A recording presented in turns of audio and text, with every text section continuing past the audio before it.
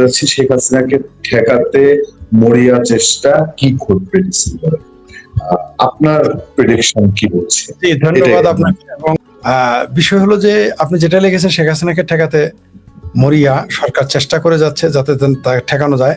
কি ঘটবে ডিসেম্বরে? আপনি অত্যন্ত এই মুহূর্তে বাংলাদেশ ও দক্ষিণ এশিয়ার সবচেয়ে আলোচিত বিষয় এটাই। এবং আমার ধারণা ডিসেম্বর পর্যন্ত এই আলোচনাটাই সবসময় মানুষের সামনে বারবার আসবে, বিভিন্ন রূপে রঙে, বিভিন্ন চেহারায় আসবে। এটা আমি নিশ্চিত, আসতেই থাকবে। শেখ হাসিনা আসলেও এটা আলোচনায় থাকবে, শেখ হাসিনা না আসলে তো আলোচনা আরো বেশি হবে, কোনো সন্দেহ নেই। অবশ্যই তিনি আসবেন, তাকে সেই জন্যই তো তাকে ঠেকানোর চেষ্টা করা হচ্ছে। সরকার তাকে ঠেকাতে পারবে বলে আমি মনে করি না, কারণ এই 5 মাসে, মাঝখানে কমপক্ষে 4.5 মাস আছে। এই 4.5 মাসে দেশের অর্থনীতির যে এমনিতেই দেশের অর্থনৈতিক অবস্থা ভঙ্গুর, একেবারে এবার ভাঙচুর হয়ে যাবে, মানে চূর্ণ বিচূর্ণ হয়ে যাবে। তো আপনি যত কিছুই বলেন, আপনি আমাকে যতই পছন্দ করেন, কারণ পেটে যদি ভাত না থাকে আপনি আমার কথা শুনবেন না। কারণ পেটের ভাত না থাকলে মায়ের আঁচল ভালো লাগে না, প্রেমিকার চোখ ভালো লাগে না। মায়ের পেটে ভাত না থাকলে বটবৃক্ষের ছায়া ভালো লাগে না। পেটে ভাত না থাকলে সুমধুর বাঁশির সুরও ভালো লাগে না। তো আপনি পছন্দ করতেই পারেন, আপনার পছন্দের একটা সরকার আপনি আনলেন, বা একজন, একটা গোষ্ঠী বা একটি দেশ তার পছন্দের সরকার আনলো, সেটা নির্বাচিত হোক, অনির্বাচিত হোক, বা ষড়যন্ত্র করে হোক, সরিয়ে একটা সরকার সে স্থাপন করলো। জনগণ কি চায়? জনগণ চাইবে তার স্বার্থ রক্ষা হয়েছে কিনা। তার কি স্বার্থ? তার পেটে ভাত আছে কিনা। তার কি স্বার্থ? তার চাকরিটা হচ্ছে কিনা। তার কি স্বার্থ? দেশের শিক্ষাটা পাচ্ছে কিনা। তার কি স্বার্থ? আইন শৃঙ্খলা ঠিক আছে কিনা। তার কি স্বার্থ? দেশে বিনিয়োগ হচ্ছে কিনা। তার কি স্বার্থ? বিদেশে বিনিয়োগ হচ্ছে কিনা। এখন আপনি এগুলোর যদি সবগুলো যদি কিছু কিছু করে করেন, আপনার জবাব থাকবে। সবগুলো যদি একটাও না হয়, আপনি কি জবাবটা দেবেন? কারণ আয়নাতে তো আপনার চেহারাতে যখন আপনি নিজে যখন নিজের আয়নাতে নিজের চেহারা দেখবেন, তখন তো এটা কোনো উত্তর দিতে পারবেন না। এই বাংলাদেশের মানুষ, আপনি জানেন যে প্রতি মুহূর্তে, প্রতিদিন কর্মক্ষেত্র সংকুচিত হয়ে আসতেছে, রপ্তানি সংকুচিত হয়ে আসতেছে, আইন শৃঙ্খলার চরম অবনতি ঘটতেছে।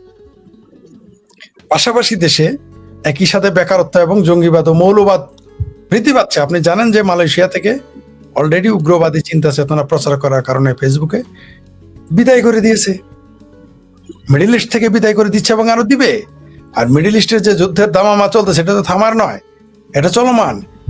এই যুদ্ধের দামামা, দেশের অর্থনীতি খারাপ, সব মিলে আপনি আমি আমার দেশকে কিভাবে রক্ষা করব? আপনি যতই আপনার আমাকে ভালোবাসেন, আমি যখন দেশের কোনো সেক্টরে আমি উন্নয়ন করতে পারবো না, চাহিদার মিনিমাম শর্তটুকু পূরণ করতে পারবো না, মিনিমাম চাহিদার যা তাও পূরণ করতে পারবো না, তা আমাকে কেন আপনি রাখবেন? কারণ এই দেশটা তো কারো পৈতৃক সম্পত্তি নয়, রাজা বাচ্চা নয় যে আপনি জরুরি। রাজা বাচ্চাদেরও তো মানুষ মানবে না। দেশের অর্থনৈতিক পরিস্থিতি খারাপ হলে মানে রাজা বাচ্চার বিরুদ্ধে বিদ্রোহ করে। আর এটা তো একটা স্টেট, যেখানে গণতান্ত্রিক রাষ্ট্র, গণতান্ত্রিক ব্যবস্থা, সেটা আপনি গণতন্ত্র মানেন না মানেন, মুখে তো অন্তত বলতে হয়। একটা সময় তো এখানে বিদ্রোহ করবে মানুষ। শেখ হাসিনা এত উন্নয়ন করলো, এত অর্থনীতি, চাকরি বাকরি, ব্যবসা বাণিজ্য, ফ্যাক্টরি থাকলো, আপনি তাকে পছন্দ করলেন না, তাকে উচ্ছেদ করলেন। এই সরকারকে বুঝলাম আপনি খুব ভালোবাসেন, খুব প্রেম করেন, কিন্তু কয়দিন? আবার বললাম, পেটে ভাত না থাকলে প্রিয়ার সুন্দর চোখ আর ভালো লাগবে না, গোলা মনে হবে। মায়ের আঁচল ভালো লাগবে না, বটবৃক্ষের ছায়া ভালো লাগবে না, চাকরি না থাকলে বাঁশির সুর আর ভালো লাগবে না। তো বাংলাদেশে তা ঘটছে। তো তারেক রহমান যত বড় বংশীবাদক হোক, পেটে ভাত যদি না থাকে, আপনার বংশীবাদন তো আমি শুনবো না। জামাতে ইসলাম যতই কোরআনের আয়াত শোনা, কোরআনের আয়াত দিয়ে তোর পেট ভরবে না। সরমনের পীর সাহেব যতই ওজিফা শোনা, ওজিফা দিয়ে তোর পেট ভরবে না। মানুষের তো পেট ভরতে হবে। তো মানুষের যখন পেট ভরবে না, তো পিঠে তো শুইবে না তাদের, তখন তারা বিদ্রোহ করবে। আর সেই কারণে শেখ হাসিনা আসবে, তার আগমন আপনি ঠেকাতে পারবেন না। আর যেটা বলেছেন ডিসেম্বরে কি ঘটতে পারে, ডিসেম্বরে অনেক কিছু ঘটবে, যার জন্য আমরা প্রস্তুত নেই। ডিসেম্বরে এত কিছু ঘটবে যে হতে পারে সেটা বিনা রক্তপাতের অভ্যুত্থান হতে পারে, হতে পারে সেটা রক্তাক্ত অভ্যুত্থান, আমরা তো জানি না কি ঘটবে। ওই যে কে যেন বলেছে যে 100 বছরও বাংলাদেশের অভ্যুত্থান ঘটবে না। তিনি এত বিজ্ঞ মানুষ, কিভাবে যে কথাটা বললেন? অভ্যুত্থান তো 24 ঘন্টার মধ্যে ঘটে দানা বেঁধে যেতে পারে। অভ্যুত্থান কবে হবে কেউ বলতে পারবে না। অভ্যুত্থান 1000 বছর হতে পারবে না, আবার সেটা 24 ঘন্টার ব্যবধান ঘটে যেতে পারে। এটাও তো সত্য, এটাও তো সত্য। কারণ দেশের অর্থনীতি, দেশের রাজনীতি কোন দিকে যায়, দেশের সার্বভৌমত্ব কোন দিকে যায়, তার উপর অনেক কিছু নির্ভর করে। অভ্যুত্থান হবে কি হবে না, বিপ্লব হবে কি হবে না। আপনি দেখেন তো 2024-এর 5ই আগস্ট থেকে শুরু করে পুরো আগস্ট মাস আওয়ামী লীগের নাম নেওয়ার কয়জন ছিল? আওয়ামী লীগের কথা বলার কয়জন ছিল? আর শোনারই বা কয়জন ছিল? না ছিল শোনা, না ছিল বলার লোক আওয়ামী লীগের পক্ষে। কিন্তু এখন আপনি দেখেন তো যে আওয়ামী লীগ এখন এতদিন বললো তারা যে শেখ হাসিনাকে ধরে আনবে, ফাঁসি দিবে, আওয়ামী লীগ নিষিদ্ধ, ছাত্রলীগ নিষিদ্ধ, এখন বলতেছে তাদের শেখ হাসিনা এখন আসতে চায়, বলে আসতে দিব না। বাহ বাহ বাহ, মানে ঠিক উল্টো, মানে ঠিক উল্টো হয়ে গেল। এখন শেখ হাসিনা বলছে আমি আসবো, এখন বলুক যে আপনি আসেন, এটা আর বলতে আর সাহস পাইতেছে না। কারণ তারা জানে শেখ হাসিনা ঢাকায় পা রাখলেই, শেখ হাসিনা ঢাকায় পা রাখলেই অনেকের পায়ের নিচে মাটি থাকবে না। শেখ হাসিনা ঢাকায় পা রাখলেই, ছাত্রলীগের নেতারা পা রাখলেই ঢাকায়, আওয়ামী লীগের নেতারা ঢাকায় পা রাখলেই, বা আওয়ামী লীগের সাধারণ মানুষ যদি পায়ের নিচে মাটি আসে, তখন অনেকের পায়ের নিচে মাটি থাকবে না। যারা জামাত, হেফাজত, বিএনপি, আমার ভাবির পোলারা কি কি দলে উপদলে তারা বিভক্ত, আসলে তো এগুলো সবই জামাতেরই পিঠ, জামাতেরই একটা পার্ট অ্যান্ড পার্সেল। এগুলো তো কোনো দল না, তাই সেগুলো দলের নাম আমি নিলাম না। তো আপনি যেটা বললেন ডিসেম্বরে, আমি এইভাবে বলতে পারবো না কি ঘটবে, তবে যদি আমাকে ব্যাখ্যা করতে হয় আমি বলবো সেটা বিনা রক্ত, যদি সেনাবাহিনী রুখে না দিতে চায়, এখন যেরকম সরাসরি জামাত, হেফাজত, ভাবির পোলাদের পক্ষ নিয়েছে, সেনাবাহিনী তখনও যদি এরকম তাদের পক্ষ নেয়, তাহলে সংঘর্ষ এবং রক্তপাত অনিবার্য।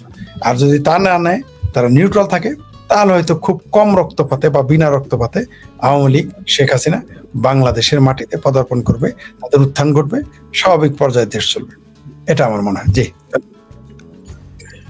এই প্রসঙ্গ আরেকটাই যাই। আজকে দেখলাম স্বরাষ্ট্রমন্ত্রী বলছেন যে জুলাই চেতনা ব্যবসা না করার জন্য তিনি আহ্বান। জুলাইয়ের পরে আপনার এই চেতনা ব্যবসা দেখতে দেখতে তো আমরা ফেরা, চেতনা ব্যবসা কত জাতের, কত রঙের, কত ঢঙের হইতে পারে, এইটা জুলাইয়ের এই তথাকথিত যোদ্ধারা দেখা যাচ্ছে। আপনার কি মনে হয় যে এখনো যে স্বরাষ্ট্রমন্ত্রী আহ্বান জানায় যাচ্ছেন, তারা এখনো ওই চেতনা ব্যবসা কতটুকু জমজমাট করে রেখেছে? তারা কি এখনো মব করার জন্য, মব অলরেডি করছে বাংলাদেশে, 2টা মবের ঘটনা গত 2-3 দিন ঘটছে। জগন্নাথ বিশ্ববিদ্যালয়ের একজন শিক্ষককে মব করে বের করে দেওয়া হয়েছে, বাংলাদেশের 4 সাংবাদিকের সাথে মব করা হয়েছে। এই জুলাই চেতনা ব্যবসার দৌড়ার কত? আরেকটা ঘটনা ঘটেছে, আওয়ামী লীগের এক নেতার বাড়ি আগুন দিয়ে জ্বালিয়ে দিয়েছে, ভেঙে চুরে বুলডোজার দিয়ে গুড়িয়েও দিয়েছে। অদ্ভুত ব্যাপার, মানে একটা দেশে আপনার মতের বিরুদ্ধে আপনি তার বাড়ি গুড়িয়ে দেবেন, এই যে একটা, মানে আমাদের জামালপুরে ভাই, এই যে একটা ফাত্রা এক্সাম্পল আপনি, মানে যারা আছেন ক্ষমতায় তারা যে দেখিয়ে গেল একটা ফাত্রা এক্সাম্পল, এটা তারা কি নিতে পারবে? সবকিছুর তো রিটার্ন আছে, সবকিছুর তো বিপরীত প্রতিক্রিয়া আছে, তারা এটা সহ্য করতে পারবে? পারবে না। এই যে বুলডোজার আপনার মতের বিরুদ্ধে হলে আপনি তার বাড়ি গুড়িয়ে দেবেন, এটা কি হয়? কোন গণতান্ত্রিক রাষ্ট্রে এটা হয়? এটা করা উচিত? এটা তো সরাসরি বেআইনি ফৌজদারি অপরাধ এবং চরম ফ্যাসিজম। আপনি একটা আওয়ামী লীগের নেতার বাড়ি ঘুরিয়ে দেন, এই কাজটা যখন আওয়ামী লীগ এসে করবে তখন তো বলবে এরাই গণতন্ত্র খতরামে, কোন মুখে বলবে? আমরা তো তখন প্রতিবাদ করবো, তাই না? আমরা তো আওয়ামী লীগ যদি কারো বাড়ি ঘুরে দেয় আমরা প্রতিবাদ করবো, কিন্তু যার বাড়িটা ঘুরিয়ে দেবে, মনে করেন ছাত্রলীগ, যুবলীগ বা আওয়ামী লীগ বা জনগণ, যে গোষ্ঠী হোক, তখন এসে যদি এই ভাবির পোলাদের, বিএনপির, জামাতের বাড়ি বুলডোজার দিয়ে ঘুরিয়ে দেয়, এরা কোন মুখে প্রতিবাদ করবে? আমরা করতে পারবো, যেহেতু আমরা এখনো প্রতিবাদ করতেছি, আমরা তখনও করতে পারবো, কিন্তু এরা কোন মুখে, জামাত, বিএনপি, হেফাজত, ভাবির পোলারা কোন মুখে প্রতিবাদ করবে? ইভেন আমরা যে প্রতিবাদ করবো, আমরা ছাত্রলীগ, যুবলীগের মুখোমুখি হবো, তারা বলবে যখন আমাদের বাড়ি ঘর ঘুরিয়ে দিয়েছিল আপনারা তো নিজেই সাক্ষী, আমি তাদের কি জবাব দেবো? আমার বাড়িও তো ঘুরিয়ে দিয়েছিল। তখন হয়তো বলবো, পরজোর বলতে পারবো যে তাহারা অধম হয়েছিল বলে তুমি কি উত্তম হইবে না? তখন যদি ছাত্রলীগের সাদ্দাম, ছাত্রলীগের ইনান, যুবলীগের সম্রাট বলে ভাই আমরা অত নীতি কথা মানতে রাজি না, আমার বাড়ি ঘর ভেঙেছে বুলডোজার দিয়ে, আমরা হ্যামারিং করে ভাঙবো, কি জবাবটা দিবেন তাকে? আপনি কোনো জবাব নাই।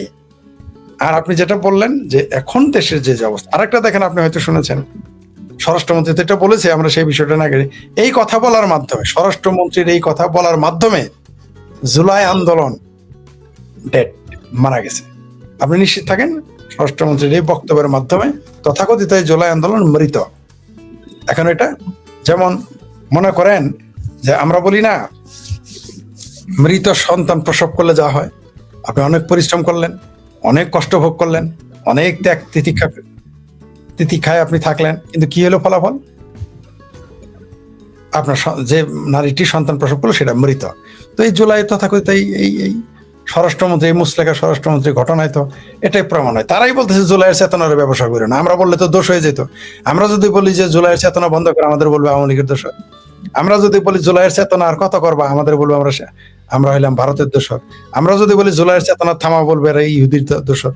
কত কথা বলে রে, এরকম তারা চলে আসবে। কিন্তু এখন তো স্বরাষ্ট্রমন্ত্রী বলেছে এই জুলাই চেতনা তার চলবে না। আপনি দেখেন, তারা বললো 2000 শহীদ হয়েছে, তার দাবি করলো। আর চিফ প্রসিকিউটর তো বলছে 15-20 হাজার হবে। আমরা কি পেলাম যে 830-32 জনের উপরে কেউ আবেদনই করতেছে না। এখন কি দাঁড়াইলো জুলাই? তার মধ্যে আবার এর মধ্যে আবার 400 আবার জিন্দা শহীদ। কেউ আবার সৌদি আরবে ঘুরতেছে জিন্দা, কেউ আবার লাইভ টেলিভিশনে আইসা পডকাস্ট করতেছে, অথচ সে নাকি শহীদ হয়ে গেছে। এবং তার বিরুদ্ধে তার শহীদ হওয়ার কারণে মামলা হয়েছে, সেই মামলায় অনেকে আসামি হয়ে আছে, কারো রায় হয়ে আছে। কিরকম একটা কি জাতির সাথে একটা ঠাট্টা, পৃথিবীর মানুষের সাথে মস্করা, আন্দোলনের নামে মস্করা, রাজনীতির নামে কি ফাত্রামি, এগুলো তো হাস্যকর ব্যাপার। মিথ্যা মামলা দিয়ে আপনি রাজনীতি কতদিন প্রতিষ্ঠা করবেন, কিভাবে প্রতিষ্ঠিত করবেন? এভাবে তো হয় না। আপনি ধরে নিলাম আপনি যে কোনো ভাবে ক্ষমতা এসেছেন, আপনি তো জনগণের সাথে আপনার স্বচ্ছ থাকতে হবে। এটা কি জবাব? চিফ প্রসিকিউটরের মতো একজন উচ্চশিক্ষিত মানুষ বলে যে আইনের সাথে জড়িত, সে তো কোনো দল হইতে পারে না। সে বলতেছে 15-20 হাজার শহীদ হয়েছে, কিন্তু আমরা 850-এর উপরে কেউ আবেদন করেন। আবার এদিকে শুনলাম হাদির বিবি সাহেব নাকি ইংল্যান্ডে যাওয়ার জন্য রেডি। আমরা তো জানি এরা পালাবে। ডিসেম্বর আসার আগে সবই পালিয়ে যায়। আপনি লিখেছেন না ডিসেম্বরে কি ঘটবে? আরেকটা জিনিস ঘটবে, এই যে আজকে যারা তথাকথিত জুলাই বিপ্লবী, তারা দেখবেন দলে দলে পালে পালে পঙ্গপালের মতো একটা করে না, দলে দলে পালাবে এরা।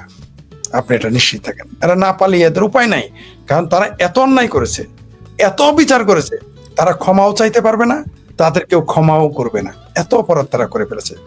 আপনি যদি আওয়ামী লীগ, তাদের ভাষায় আওয়ামী লীগ, তাদের হিসেবে 832, আপনি বলেন তো প্রতিদিন 40 জন মানুষ, প্রতিদিন 40 জন প্রতি মাসে 40 জন মানুষের মৃত লাশ নদীতে পাওয়া গেছে।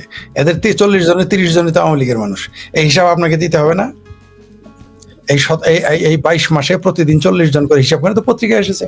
এটা তেমন না যে আওয়ামী লীগের আমলে পত্রিকা এসেছে, এই তারেক রহমানের মুসলেখা সরকারের আমলেই পত্রিকায় এসেছে যে প্রতিদিন 40 জন মানুষ মারা গেছে, পানিতে ভাসিয়ে দেওয়া হয়েছে, এবং এর অর্ধেকই তাদের কোনো বেওয়ারিশ লাশ হিসেবে কবর দেওয়া হয়েছে। এরা কারা? এরা একদিন বেরোবে, এরা সব আওয়ামী লীগের মানুষ ছিল, এরা মুক্তিযুদ্ধের পক্ষের মানুষ ছিল। এগুলো হিসাব তো আপনাকে দিতে হবে। এই দেশের পুলিশকে দিতে হবে, পুলিশের আইজিপি কে দিতে হবে, এই দেশের গোয়েন্দা প্রধানকে দিতে হবে, এই দেশে যারা এই মুহূর্তে সরকার চালাচ্ছে তাদের সরকারি দল হিসেবে তাদের হিসাব দিতে হবে, সরকার হিসেবেও তাদের দিতে হবে, রাজনৈতিক দল হিসেবে এগুলো হিসাব দিতে হবে। ডিসেম্বর থেকে সেই হিসাব দেওয়া শুরু হয়ে যাবে। আপনি দেখেন, আপনি যদি এই কথাটা বলেন যে ডিসেম্বরে জুলাইয়ের চেতনার ব্যবসা বন্ধ করো, আপনি এই এলাকায় থাকতে পারবেন না। আপনি যত ক্ষমতাধারী হন, এই কথা বলে আপনি টিকতে পারবেন না। ঢাকায় হয়তো এসে আপনি থাকতে পারবেন, আপনি এলাকায় আপনি থাকতে পারবেন না, বা এলাকায় থাকতে পারলে ঢাকায় থাকতে পারবেন না, আপনাকে পাকড়াও করবে। কিন্তু ঘটনা তো সত্য। জুলাইয়ের চেতনার ব্যবসা আমরা কি দেখলাম? একজন তো তার জুলাইয়ের চেতনা, তার 1 জুলাই শহীদের মা আবেদন করেছে তার বাপের যে তার জুলাইয়ের যে ভাতা সেটা যেন বন্ধ করে। কারণ কি? এই জুলাইয়ের চেতনা টাকা না, সে বিয়ে করতে গেছে, হাঙ্গা করতে গেছে। মানে কত রুচি নিম্নমানের হলে এটা হয়। পাশাপাশি আবু সাইদের বাপ কি বলেছে? আবু সাইদের বাপ বলেছে সেই পুলিশকে ফাঁসি নিয়ে তাকে যেন 2টা ফ্ল্যাট দেওয়া হয়। চিন্তা করে দেখেন আপনি যে জুলাই চেতনা কোথায় নিয়ে গেছে। আমরা সেই জন্য শুরু থেকেই বলেছিলাম এটা জুলাই চেতনা ছিল। জুলাই চেতনা আবার কি? আপনি বলেন তাদের কোনো আদর্শ ছিল কিনা? প্রত্যেক রাজনীতিতে, প্রত্যেক রাজনৈতিক তাদের একটা কোনো না কোনো আদর্শ, সেই আদর্শ আপনি পছন্দ করতে পারেন, নাও করতে পারেন, কিন্তু একটা আদর্শ। 5 আগস্ট পর্যন্ত তো আমরা কোনো চেতনার গল্প শুনি নাই। তখন চেতনার গল্প শুনেছেন? তখনকার চেতনা ছিল মুজিবের বাংলায় বৈষম্যের ঠাঁই নাই। কে বলছে? তখন মুজিবীয় চেতনা ছিল, এরাই মিছিল করেছে। তখন চেতনা ছিল তোমার আমার ঠিকানা পদ্মা মেঘনা যমুনা। যেই না 5 তারিখ হয়ে গেল, তোমার আমার ঠিকানা হয়ে গেল লাহোর করাচি। যেই না 5 আগস্ট ঘটে গেল, তোমার আমার ঠিকানা তুরস্ক পাকিস্তান, তুরস্ক পাকিস্তান বদলে গেল। যেই না 5 আগস্টের ঘটনা ঘটে গেল, তখন ওই যে বৈষম্য, মুক্তিযুদ্ধের মুজিবের বাংলায় বৈষম্যের ঠাঁই নাই বলে স্লোগান দিয়ে তারা বঙ্গবন্ধুর বাড়ি 32 নম্বর বাড়ি ভাঙলো। যারা বললো যে দলে দলে কি জায়গায় জায়গায় খবর দে, দেশে দেশে খবর দে, রাজাকারদের খবর দে, তারা এসে মুক্তিযুদ্ধের গলায় চেতনা। কে বলেছে চেতনা ছিল? আগে 5 আগস্টের আগের দিন ছিল মুক্তিযুদ্ধের চেতনা। তারাই তখন 180 ডিগ্রি উল্টে গিয়ে এখন রাজাকারী আলবদরি চেতনা নিয়ে চলে আসছে। ছিল, তারা জনগণের সাথে প্রতারণা করেছে, নিজেদের সাথে প্রতারণা করেছে। সুতরাং এই তথাকথিত জুলাইয়ের এই চেতনা টিকবে না, টিকতে পারে না, কারণ কোনো চেতনাই ছিল না। এটা ছিল একটা মুনাফিকি, ভণ্ডামি, আপনার হিপোক্রেসি, যা এখন দিনের আলোর মতো পরিষ্কার, একেবারেই পরিষ্কার। সুতরাং তাদের মুখোমুখি হইতেই হবে আবার জনগণের। জনগণ কখনো ক্ষমা করবে না। দুইটা অপরাধে তাদের হবে। প্রথমত, এরা অপরাধ করেছে, ফৌজদারি অপরাধ করেছে, সন্ত্রাস করেছে, মানুষকে মেরেছে, শিক্ষকদের অসম্মান করেছে, মুক্তিযোদ্ধাদের অসম্মান করেছে, সকল পেশাজীবীর উপর আক্রমণ চালিয়েছে, দল মত নির্বিশেষে সব মানুষের উপর আক্রমণ চালিয়েছে। সেই হিসাব দিতে হবে। পাশাপাশি জাতির সাথে তারা চেতনার নামে প্রতারণা করেছে, এই হিসাবও তাদের দিতে হবে। সেই সাথে বিদেশি শক্তিকে বাংলাদেশের ভূমিকে ব্যবহার করার অনুমতি, বন্দর দিয়েছে, করিডোর দিয়েছে, এগুলোর হিসাব দিতে হবে। অসম চুক্তি করেছে, এগুলোর হিসাব জনগণের কাছে দিতে হবে। জি, আপনার এই জুলাই চেতনা নিয়ে পরে আবার আমরা আপনার চোখে পড়েছে নিশ্চয়ই যে একটা মিছিল হয়েছে প্রেস ক্লাবের সামনে, ব্ল্যাক জুলাই, কালো কালো জুলাই। হ্যাঁ, জি, এগুলো তো এখন দিনকে দিন তো মানুষ মুখ খুলতেছে জুলাই নিয়ে।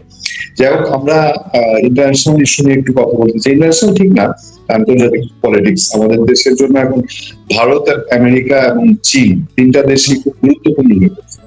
তারেক রহমানের সরকার এই তিন দেশকে কিভাবে মেনটেন করবেন, এইটা অনেকেই প্রশ্ন করে। আপনার কাছে কি মনে হয়, তিনি কি তিন দেশকে একসাথে খুশি রাখতে পারবেন? তিনি তো করলেন, এখন আবার সৌদি আরব সফর করবেন, দাওয়াত পেয়েছেন। শুরুতে আপনি বলেছেন যে জুলাই দিবসকে তারা কালো দিবস পালন করেছে। মোমেন্ট মেহেদী সম্ভবত বিকল্প কি, নতুন বিকল্প ধারা, এরকম কিছু তার নাম, নতুন কি ধারা, নতুন ধারা সম্ভবত তার দলের নাম। তারা স্বল্প সংখ্যক তারা মিছিল করেছে। এই যে তারা মিছিলটা করেছে, এটা তো এমনিতে করে নাই। সেই মোমেন্ট মেহেদীও কিন্তু সেই আওয়ামী লীগ সরকারের সমালোচক ছিল, সে মুক্তিযুদ্ধের পক্ষের, কিন্তু আওয়ামী লীগের সমালোচক ছিল। আমার সাথে কথা হয়েছে, বলেছে তারাই এখন মিছিল করতেছে যে জুলাই হচ্ছে কালো দিবস। কেন? কারণ তাদের কাছে স্পষ্ট হয়ে গেছে যে এই জুলাই আসলেই কালো, কারণ হচ্ছে যে অর্থনীতিকে ধ্বংস করেছে, রাজনীতিকে ধ্বংস করেছে, গণতন্ত্রকে ধ্বংস করেছে। জুলাই, এই তথাকথিত জুলাই আসলেই কালো দিবস। আমাদের ৭২ সংবিধান ধ্বংস করেছে, আমাদের মুক্তিযুদ্ধের চেতনাকে ধ্বংস করেছে, এই দেশের মুক্তিযুদ্ধকে সরাসরি চ্যালেঞ্জ করেছে। তারা বলেছে যে কোট আনকোট জুলাই হয়েছে মুক্তিযুদ্ধের বিরুদ্ধে। এটা সেই তথাকথিত সেই কি যেন হাদিস, সে নিজে বলেছে। তো আপনি এটা সরাসরি, আপনি প্রথমে তো আদর্শগত আপনি বিরোধ করেছেন। পাশাপাশি এই দেশের এই জুলাই চেতনা, তথাকথিত জুলাই চেতনা আমাদের অর্থনীতিকে ধ্বংস করে দিয়েছে, আমাদের শিল্প প্রতিষ্ঠান ধ্বংস করে দিয়েছে, আমাদের রপ্তানি ধ্বংস করে দিয়েছে, বাংলাদেশের ভাবমূর্তিকে ধ্বংস করে দিয়েছে সারা পৃথিবীতে। তো আপনাকে তো কালো দিবস এটা হবেই। এটা হলো আপনার প্রথম কথার উত্তর, যেটা মোমেন মেহেদী এবং তার দল নিয়ে এটা করেছেন। আর আপনি যেটা বললেন চায়না, আমেরিকা, ভারত, বাংলাদেশে এখন যে কূটনৈতিক অবস্থা, বর্তমান যে সরকার চলতেছে, এদের কোনো কূটনৈতিক তৎপরতাও নেই, কূটনৈতিক তৎপরতা করার মতো যোগ্যতাও তাদের নেই। আমার কাছে কোনো কাউকেই মনে হয় নাই। কারণ আপনি তো একটা জিনিস কি জানেন, অর্জিত যোগ্যতা আর আরোপিত যোগ্যতা আলাদা জিনিস। দাস কখনো কূটনীতিক হয় না। আপনি যত দুর্বলই হন আর যত সবলই হন, দাস কখনো কূটনীতি হয় না, কূটনীতিক হয় না। কূটনীতিক তারাই হবে যারা স্বাধীন। এখন যারা ক্ষমতায় আছে, রুমিন ফারহানার মতে যে প্রধানমন্ত্রী হইল লন্ডনের, স্বরাষ্ট্রমন্ত্রী হইল ভারতের, কেউ বলে শিলংয়ের, তারপর পররাষ্ট্রমন্ত্রী হইল আমেরিকার, বিরোধী দল হইল পাকিস্তানি। তো এই যে কথাগুলো মানুষ বলে, এমনি এমনি তো বলে না, এমনি এমনি কথাগুলো আসে নাই। আপনি এটা কিভাবে আপনি এটাকে প্রতিবাদ করবেন? আর কূটনীতির কথা বললেন, চায়নার সাথে তো আমাদের কোনো কূটনৈতিক সম্পর্ক নাই। এগুলো হচ্ছে দাস প্রভুর সম্পর্ক। আমেরিকার সাথে তো কূটনৈতিক সম্পর্ক নাই, দাস প্রভুর সম্পর্ক। আর ভারতের প্রতি রয়েছে বিদ্বেষ। তো বিদ্বেষ থাকলেও তো আপনি তারপর আবার বাংলাদেশ শত্রু রাষ্ট্রের সাথেও মানুষ কূটনৈতিক সম্পর্ক বজায় রাখে, সেইভাবে ডিল করে। বাংলাদেশ, আমাকে বলেন তো কে এখন একজন কূটনীতিবিদ? একজন। আমাদের বাংলাদেশের একজন সরকার উপদেষ্টা রয়েছে, তার নাম জাহেদ, যে জাহেদের দিল্লিতে এয়ারপোর্টে বলছে তো দেখেই মনে হয় নেশাখোর। তো এগুলো দিয়ে আপনার দেশ চালাবেন? আমাদের ডিপ্লোমেসি, আমরা তো কোনো ডিপ্লোমেসি দেখেই না আমরা, তাহলে তো দেশের অবস্থা হতো না। এই দেশে যদি ডিপ্লোমেটরা সঠিকভাবে কাজ করতো বা যোগ্য লোকদের সেখানে নিয়োগ দিত, তাহলে তো বাংলাদেশে এই মুহূর্তে বিনিয়োগ আসতো, বাংলাদেশে স্থিতিশীল হতো, বাংলাদেশে বিদেশিরা আসতো। কই, আপনার প্রভু রাষ্ট্র ছাড়া কেউ তো নাই, কেউ কথা বলে না। এবং প্রভু রাষ্ট্র বেশি দিন থাকবে না। কারণ কি? কারণ যখন তাদের বাণিজ্য না হবে আর যে যাই বলুক, জনপ্রিয়তায় যদি আপনি শূন্য হয়ে যান, আপনাকে কেউ জায়গা দিবে না। এই বাংলাদেশে এখন যারা ক্ষমতায় আছে এবং বিরোধী দলে, তাদের জনপ্রিয়তা প্রতিদিন তাদের জনপ্রিয়তার পতনের যে গভীরতা, সেটা বেড়ে চলছে প্রতিদিন। তারেক রহমানের আসার সময় তার দলের মধ্যে যে আমি তার দলের কথা বলছি, জনগণের কাছে তাদের কোনো জনপ্রিয়তা নাই। কারণ এই দলটা যদি জনপ্রিয় হতো, এদের যদি ন্যূনতম মুরত থাকতো নিজেদের মাজার শক্তিতে চলার বলার, তাহলে তো সেনাবাহিনী মাঠে থাকতো না। পৃথিবীতে কোন দেশ আছে যে নির্বাচন হওয়ার পরে 4 মাস যাওয়ার পরেও, এতদিন তো সেনাবাহিনী ছিলই, ইন্টারিম গভর্নমেন্ট কোনোদিন সেনাবাহিনীতে চলে, ইন্টারিম গভর্নমেন্টের প্রতি সবার সমর্থন থাকে, তারা তো ভয় কিসের? তার মানে ওই সরকারটাও যে জনগণের সরকার ছিল না এবং ইন্টারিম গভর্নমেন্ট ছিল না, তার প্রমাণ সেনাবাহিনী। এবং এই সরকার তথাকথিত নির্বাচনের মাধ্যমে আসলেও তারা যে জনগণের সরকার নয়, এবং তাদের নিজেদের আত্মবিশ্বাসের অভাব।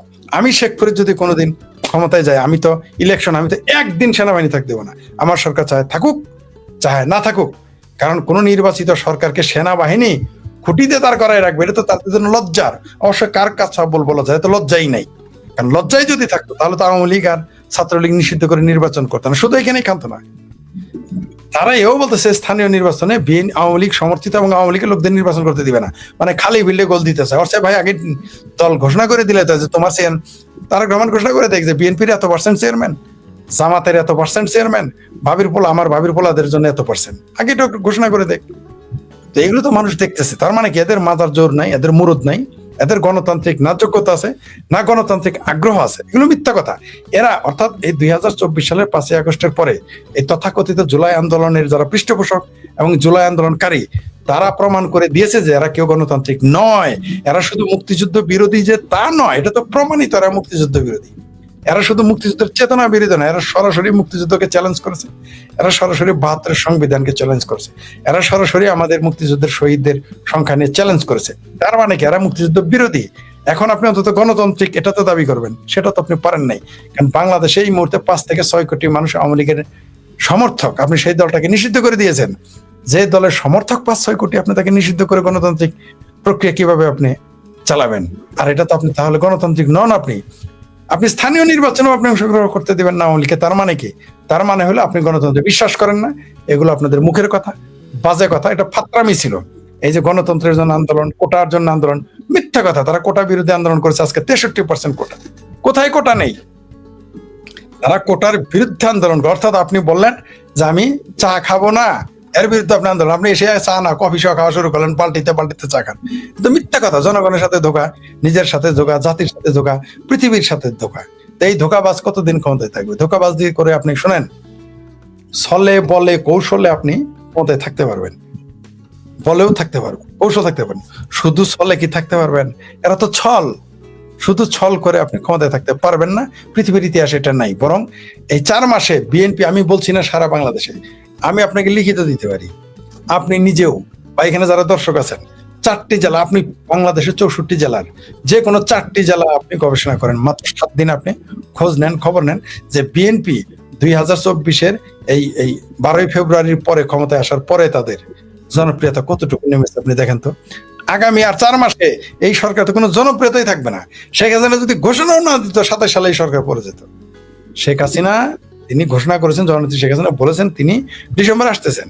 এই ঘোষণা না দিলেও 27 সালে এই সরকার পড়ে যেত। আমি নিজেই সবার আগে বলেছিলাম যে না, এই সরকার 29 সাল পর্যন্ত থাকবে। পরে দেখলাম না, 28 পর্যন্ত টিকবে না, এখন থেকে 27ও টিকবে না। কারণ এটা কেন বলেছে? কারণ তাদের যে জনপ্রিয়তা, তাদের যে আকাঙ্ক্ষা, আপনি বলেন তো তারা কি জনগণের সামনে তারা কি এনেছে? তারা কি বলতে সাহস পেয়েছে আমরা দেশের জন্য এটা করতেছে? এই কথা বলার তাদের সাহস তাদের নাই। মিথ্যা আশ্বাসও দিতে পারে নাই। মানুষ তো স্বপ্ন নিয়ে বাসে, তাদের স্বপ্ন দেখাতে পারে না। কি বলেছে বলেন? 4 মাসে 4 ইঞ্চি রাস্তা বেড়েছে। এই 4 মাসে 4 ইঞ্চি 4 জনের চাকরি হয়েছে নতুন। হ্যাঁ হয়েছে, কিছু সরকারি চাকরি তারা জোর করে নিজেদের লোক ঢুকিয়েছে, ওটা আলাদা বিষয়। আপনি দেখেন এই 4 মাসে তারা 4 টাকা বিদেশি বিনিয়োগ আনতে পেরেছে। ভাই 4 মাসে 4টা তো দূরে করা, একটা ফ্যাক্টরি বন্ধ ঠেকাইতে পারছে, নতুন ফ্যাক্টরি করবে তো দূরে কথা, তারা বন্ধই ঠেকাইতে পারতেছে না। তো এই সরকারের কি অবস্থা হবে? জনগণ কেন তাদের প্রতি আস্থা রাখবে? আপনি আমাকে বলেন, এটা কি হয়? এইভাবে দেশ চলে? আপনি গণতান্ত্রিক হবেন না, অর্থনৈতিক উন্নয়ন দেবেন না, একটা কিছু তো করতে হবে আপনাকে। আপনি কোনোটাই করবেন না, এটা তো হয় না। জনগণ, তাদের যে জনগণ, তারাই তো মানবে না। আমি বলেছি যেদিন জননেত্রী শেখ হাসিনা আসবেন, যে জনস্রোত থাকবে তার 25% থাকবে তো বিএনপি জামাতের লোক। তারা খুশি, শেখ হাসিনা আসতেছে এই খবরে আওয়ামী লীগের চাইতে, আমি সরি এই কথাটা বলাতে, আওয়ামী লীগের নেতারা একটু ভয় আছে, আক্রমণ হবে, হেন হবে, তেন হবে, মুখোমুখি হইতে হবে, আন্দোলন করতে হবে, কিছু কিছু বলে, সবাই না, কিন্তু উদ্গ্রীব, জান দেওয়ার জন্য রেডি। কিন্তু যারা জামাত বিএনপি করে তাদের 25% রেডি কখন শেখ হাসিনা আসে। কারণ চাউল আলার দোকানে চাউল বেচা নাই, মাছ আলার দোকানে মাছের বাজারে মাছ বেচা কমে গেছে, আপনার মাংসের দোকানগুলো কসাইদের জিজ্ঞেস করেন বেচা কমে গেছে, ফ্যাক্টরির মালিককে কর্মচারীদের জিজ্ঞেস করেন তারা ভয়ে আছে, ফ্যাক্টরির মালিককে জিজ্ঞেস করেন সে আরো ভয়ে আছে, কে ভালো আছে, মোল্লাদের দাওয়াত কমে গেছে, মোল্লাদের ব্যবসা ওয়াজের ব্যবসা কমে গেছে, সিনেমা তো আগে থেকেই না, বোম্মার এটা ক্লিয়ার করে দিচ্ছেন না, সিনেমা তো গায়েব, নাটক গায়েব, শিল্পকলা গায়েব। আচ্ছা বাদ দেন, মৌলবীরাই করে খাক, মৌলবীদের ব্যবসা তো এখন ভাটা, এখন মৌলবীদের ব্যবসাতেও ভাটা, কারণ পয়সা নাই, পয়সা না থাকলে আপনি কি করে খাবেন। তো এই কারণে তাদের যে জনপ্রিয়তা নষ্ট হয়ে গেছে, সুতরাং শেখ হাসিনা তো আসবেই এবং তাকে ঠেকায় রাখতে পারবে না কেউ, না কারো পক্ষে সম্ভব না। আসলে ফরিদ ভাই, আমাদের আমাদের এই দেশের মানুষের দুর্ভাগ্য, একটা স্থিতিশীল সরকার সেই 90-এর দশকের পর থেকে, তো 80 দশকের পর থেকে আর সেই সুযোগে উঠছে না। আমি এই দুজন দর্শকের দুইটা কমেন্ট নিতে চাই ফরিদ ভাই। একজন কমেন্ট করেছেন যে আওয়ামী লীগের একটা শিক্ষা হওয়া দরকার ছিল, এক নম্বর। আর আরেকজন কমেন্ট করেছেন শেখ হাসিনা যদি না আসেন ডিসেম্বর, তাহলে তার দলের লোকজনের মনোবল ভেঙে পড়বে। আপনার কি মনে হয়? আমি তাদের দুই কথার সাথে অবশ্যই দর্শকরা, আমি দর্শকদের খুব সম্মান করি, তাদের মতের সাথে দ্বিমত হইতে পারে, আমার সমস্যা নাই, মত প্রকাশের স্বাধীনতা আছে। যে দুইজন দর্শক কমেন্ট করেছে, আমি মনে করি দুইজন দর্শক সঠিক বলেছেন, সত্যি বলেছেন যে আওয়ামী লীগের একটা শিক্ষা হওয়া দরকার ছিল। আবার যেটা দ্বিতীয় প্রশ্ন করলেন, এটাও সত্য, ওইটা আরেকবার বলেন দ্বিতীয় প্রশ্নটা, এটাও সত্য। যে শেখ হাসিনা যদি ডিসেম্বরে ফিরে না আসেন, তাহলে তার দল মনোবল ভেঙে পড়বে। হ্যাঁ, এটা মনোবল ভেঙে যাবে, কোনো সন্দেহ নেই। তাহলে আওয়ামী লীগের ক্ষমতায় ফেরাটা দেরি হবে অনেক এবং খুব কঠিন হবে। আওয়ামী লীগ আসবে, এখন হয়তো ডিসেম্বর হয়তো 1 হাড়ি 2 হাড়ি দিলে মাটিটা ভিজে যাবে, কিন্তু ডিসেম্বরে যদি জননেত্রী শেখ হাসিনা না ফিরেন, তাহলে সেটা 10 হাড়ি দিয়ে ভেজাইতে হবে, কষ্ট হবে, কিন্তু আসবেনই তিনি। আর আমার ধারণায় অবশ্যই দর্শক দুজনে খুবই চমৎকার মন্তব্য এবং খুবই গুরুত্বপূর্ণ, এবং আমি মনে করি আওয়ামী লীগের যারা নেতা রয়েছেন, যারা পলিসি মেকার, এই দুইটা মন্তব্য আপনারা ভাববেন। এই দুইটা মন্তব্য, all critics are not enemy, সকল সমালোচক শত্রু না। যে দর্শক, আমি জানি না তারা কোন সেন্স থেকে বলেছেন, কিন্তু তারা কিন্তু সত্য বলেছেন, এটা অপ্রিয় হলেও সত্য। আবার একটা কথা বলি, আমি একটু যোগ করি তৃতীয়, সেটা জনগণের একটু শিক্ষা পাওয়া দরকার ছিল, যে কে আসলে কেমন লাগে, ঠিক আছে, যে কোন স্বামীর ভাত খাইতে কেমন লাগে, একটু জনগণেরও বোঝা উচিত ছিল। জনগণ এখন বুঝতে পেরেছে, শুধু আওয়ামী লীগ বুঝবে না, জনগণও বুঝতে পেরেছে তারা কি করেছিল। তারা চেয়েছিল যে এদের সরাই দিলে আরো ভালো থাকবে, কিন্তু দেখেছে না, আরো ভালো না, উল্টা হয়েছে, যে তারা শুধু খারাপ না, শুধু খারাপও যদি থাকতো একখান কথা ছিল, চরম পরিস্থিতির মুখোমুখি হয়েছে। তার জন্য আপনি ঠিকই বলেছেন যে আওয়ামী লীগের শিক্ষা উচিত ছিল, আমি বলি জনগণেরও শিক্ষা উচিত ছিল। আর যেটা বলেছেন ডিসেম্বরে যদি জননেত্রী শেখ হাসিনা না ফিরেন, এটা আওয়ামী লীগের জন্য কঠিন হয়ে যাবে, এটা সাথে মনোবল ভেঙে যাবে, কোনো সন্দেহ নাই। আমি আপনার সাথে একমত এবং আপনার মতের প্রতি আমি শ্রদ্ধা জানাই। বাংলাদেশ আওয়ামী লীগের যারা পলিসি মেকার, তাদের এই দুই মতকে খুব গভীরভাবে নেওয়া উচিত। জি, একটা আচ্ছা, মাঝে একটা ইন্টারেস্টিং কমেন্ট দেখতে পাচ্ছি, জঙ্গি শেখ হাসিনা ফিরবে। আপনার জি, আমি ভিন্ন একটা ব্যতিক্রম একটা জায়গার প্রসঙ্গ করি। আমাদের রাষ্ট্রপতি মোহাম্মদ শাহাবুদ্দিন চৌধুরী, ওনাকে তো ইউনূস আমলে যত হেনস্থা অপদস্থ করা হয়েছে, আমরা আমাদের জায়গা থেকে প্রতিবাদ করলাম। তারেক রহমান সরকার আসার পরে তাকে মূল্যায়ন করা হচ্ছে। এখানে মানে কারিশমাটা কি, এটা একটু বিএনপি রাষ্ট্রপতি চেঞ্জও করে নেই, ওনাকেই রেখে দিয়ে উনি এখন জিয়াউর রহমান সাহেবের প্রশংসা করছেন, জুলাই আন্দোলনের পক্ষে কথা বলছেন। এই কারিশমাটা কোন জায়গায়, এটা কি বুঝতে পারছেন? প্রেসিডেন্ট পদটা হচ্ছে বাংলাদেশে একটা অর্নামেন্টাল, অনেকটা এটা আপনি গহনার সাথে তুলনা করতে পারেন, তার ক্ষমতা বেশি থাকে না। তো প্রেসিডেন্ট সাহেব হচ্ছে বাংলাদেশের জলের মতো, তিনি যে পাত্রে থাকেন সেই রং ধারণ করেন। তিনি এখন জুলাইয়ের প্রশংসা করেন, তিনি এখন জিয়াউর রহমানের প্রশংসা, জেনারেল জিয়ার প্রশংসা করেন, তারেক রহমানের প্রশংসা করেন। কয়েকদিন পরে হয়তো শুনবো যে তারেক রহমানের যে বিড়াল যে বউ আছে তারও প্রশংসা করবে। অবশ্য বাংলাদেশে তো এরকমই হয়ে থাকে। আর তিনি কি করবেন, আর তিনি যে আদৌ তিনি মুক্ত মানুষ কিনা, আই হ্যাভ এ ডাউট। বাংলাদেশের বর্তমান প্রেসিডেন্ট আদৌ তিনি মুক্ত মানব বা একজন মুক্ত মানুষ বা মুক্ত সত্তা, নাকি তিনি গৃহবন্দী তা আমি জানি না। কারণ তিনি কি করে, যিনি যার ব্যাকগ্রাউন্ড ছাত্রলীগ, যিনি নিজে মুক্তিযোদ্ধা, তিনি কিভাবে এগুলো কথা বলেন আমি জানি না। তিনি কিভাবে জুলাই সন্ত্রাসকে অনুমোদন দেন আমি জানি না। আমার ধারণা তিনি গৃহবন্দী। তাই আমি কোনো বন্দী মানুষ নিয়ে কোনো আলোচনা করতে আমি রাজি না। কারণ এই মানুষটা যদি মুক্ত হয় তাহলে আমি তাদের নিয়ে কথা বলতে পারি, সেটা শক্তিমান হোক দুর্বল হোক। আমি মনে করি তিনি একজন গৃহবন্দী মানুষ। তাই বন্দী মানুষ নিয়ে আলোচনা করা মনে হয় আমাদের খুব একটা ভালো হচ্ছে না। এটা আমার দিক থেকে আমি বিবেচনা করতেছি। থ্যাংক ইউ ফরিদ ভাই, থ্যাংক ইউ ভেরি মাচ। অনেক ভালো লাগলো আপনার সঙ্গে আলাপ করে। আমি ওই যে ভালো থাকবেন। আমি এবার একটু 1 মিনিট সময় নিতেছি। আপনি একজন দর্শক কমেন্টস করেছে আপনার এখানে যে সাংঘাতিক ইলিয়াস বলেছে শেখ হাসিনা আসবেই। জি, শেখ হাসিনা আসবেই। এটা আমি যদি বলতাম তাহলে বলতেন শেখ হাসিনার দোসর। এটা আমি যদি বলতাম শেখ হাসিনা অবশ্যই আসবে, তাহলে আপনারা বলেন আমি ভারতের দোসর। এমনকি আমাদের যে আতিক রহমান পূর্ণিয়া সাহেব আছে, উনিও যদি বলেন তার শেখ হাসিনা আসবে, তাহলে আপনিও বলবেন যে তিনি জুলাই সন্ত্রাসের বিরুদ্ধে, জুলাই আন্দোলনের বিপরীতে চলে গেছেন, এটা বলবেন। কিন্তু এটাই সত্য। আমি জানি না সাংঘাতিক ইলিয়াস যে নিজে বলেছে সে নিজে বলেছে তার রক্ত হলো পি পজিটিভ, মানে পাকিস্তানপন্থী। সেই জন্য আমি তাকে অনেকে আমাকে বলে আপনি পিনাকি নিয়ে এত সমালোচনা, ইলিয়াসকে না কেন করেন না? সে তো স্বাধীনতা, সে তো ঘোষণা দিয়েছে সে পাকিস্তানপন্থী। যে লোকটা ঘোষণা দিয়েছে আপনার শত্রু, তার নিয়ে আর কি আপনি সমালোচনা করবেন? তার সাথে তো আপনার মুখোমুখি হইতে হবে, তার তো সমালোচনা করা কিছুই নেই, তা না? হ্যাঁ, পূর্ণিয়া ভাই বা আমরা বললাম একটা করলাম একটা, তাহলে সমালোচনা করা যায়। কিন্তু সে তো ঘোষণা দিয়েছে সে মুক্তিযুদ্ধের বিরুদ্ধে। তবে দেখেন, শুধু আমরাই বলি না, এই যে সবচেয়ে বঙ্গবন্ধু পরিবারের সমালোচক, শেখ হাসিনার সমালোচক, আওয়ামী লীগের সমালোচক, ছাত্রলীগের সমালোচক, ভারতের সমালোচক, হিন্দুর সমালোচক, হিন্দু বিদ্বেষী, ভারত বিদ্বেষী, মুক্তিযুদ্ধ বিদ্বেষী ইলিয়াসও কিন্তু বলতেছে শেখ হাসিনা ফিরবেন। আসলেই তিনি ফিরবেন। কারণ ওই যে আমাদের এডিটর সাহেব যে শিরোনাম দিয়েছেন যে চেষ্টা কেন করতেছে? কারণ জানে তিনি শেখ হাসিনা যখন বাংলার দেশের ঢাকার মাটিতে পা রাখবেন, এই মুহূর্তে যারা ক্ষমতায় রয়েছে, এমনকি যারা এর আগে ইন্টারিম গভর্নমেন্টে ছিল, তাদের পায়ের তলার মাটি থাকবে না।